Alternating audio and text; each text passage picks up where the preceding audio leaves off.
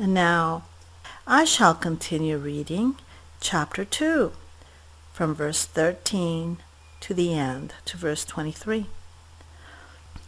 Now when they had gone, behold, an angel of the Lord appeared to Joseph in a dream and said, Get up, take the child and his mother and flee to Egypt and remain there until I tell you, for Herod is going to search for the child to destroy him. So Joseph got up and took the child and his mother while it was still night and left for Egypt. He remained there until the death of Herod. This was to fulfill what had been spoken by the Lord through the prophet. Out of Egypt I called my son. Then, when Herod saw that he had been tricked by the Magi, he became very enraged, and sent and slew all the male children who were in Bethlehem and all its vicinity, from 2 years old and under, according to the time which he had determined from the Magi. Then what had been spoken through Jeremiah the prophet was fulfilled. A voice was heard in Ramah, weeping in great mourning, Rachel weeping for her children, and she refused to be comforted because they were no more. But when Herod died, behold, an angel of the Lord appeared in a dream to Joseph in Egypt and said, Get up, take the child and his mother, and go into the land of Israel, for those who sought the child's life are dead. So Joseph got up, took the child and his mother, and came into the land of Israel. But when he heard that Archelaus was reigning over Judea in place of his father Herod, he was afraid to go there.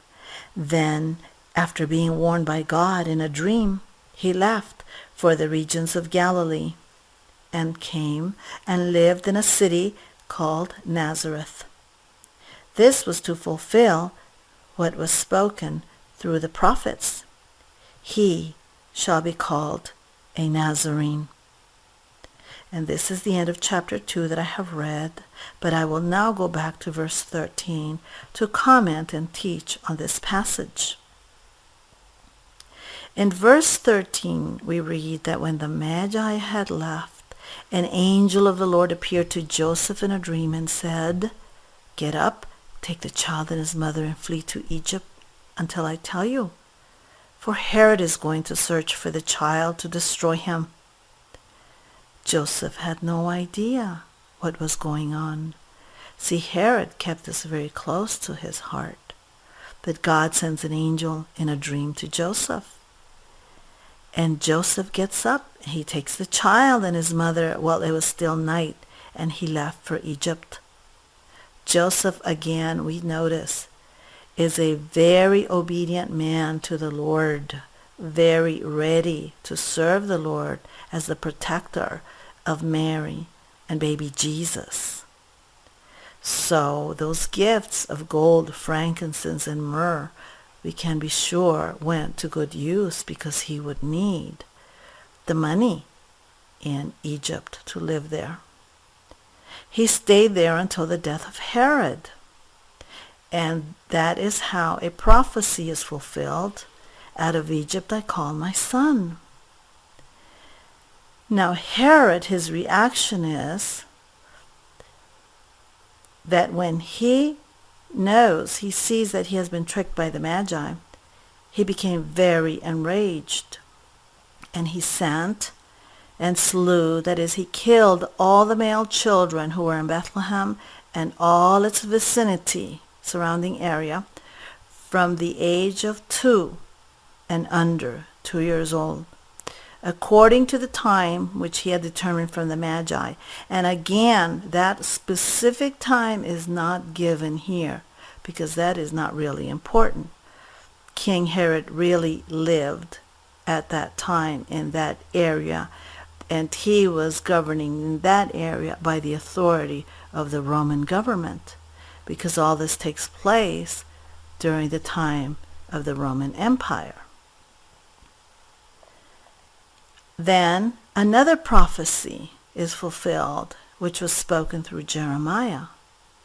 A voice was heard in Ramah, weeping in great mourning, Rachel weeping for her children, and she refused to be comforted because they were no more. So that all the women of this area, whose young boys under 2 years old and under, are killed by Herod, is given the name Rachel as a representative name. And of course they mourned greatly because Herod murdered those young children. Then in verse 19 it says, "But when Herod died, behold, an angel of the Lord appeared in a dream to Joseph in Egypt." Again, an angel sent by God in a dream to Joseph, telling him to get up, to take the child and his mother, and go back to the land of Israel, because those who sought the child's life are dead. So Joseph, we notice again, obeys. Quickly, he takes the child and his mother, and he returns to the land of Israel. But then when he enters the land of Israel, he hears that Archelaus is reigning over Judea in place of his father Herod. So he's afraid to go there because he thinks that Archelaus may want to kill baby Jesus also. So it is true, Archelaus would do it. So he's warned by God in a dream, and he left for the regions of Galilee. Galilee is a Gentile area. Another name for this area is called Galilee of the Gentiles. There are Jews there, but also many, many Gentiles, which are non-Jewish people of the different ethnic groups. And he came and he lived in a city called Nazareth.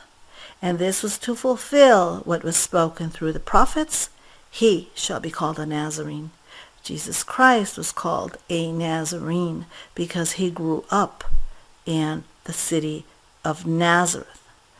So we see in this child's life, Jesus Christ, the hand of God, God intervening constantly through warnings, whatever he had to do to make sure that he is safe, that he's not killed. So we see that even from the time of birth, his life is in danger. But we see the protective hand of the Lord. So this makes our faith grow and become stronger because we know that God is a loving, protective God. And God can perform miracles of warning because he knows what people think. So that you should never have to fear if somebody's making secret plans against you or your family. Because the Lord God knows what people think, and the Lord God is able to give you a dream of warning so you can escape unharmed. That's all for right now. Thank you.